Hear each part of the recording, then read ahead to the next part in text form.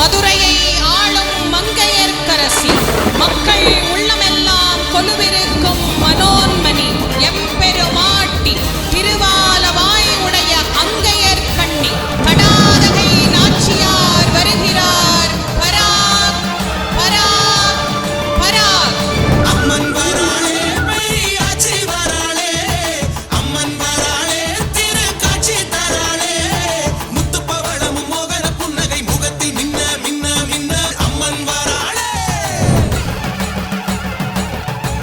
நீங்கள் என் மக்களை ஆள நினைக்கின்றீர்கள், அவர்களை நான் அரவணைக்க நினைக்கின்றேன்.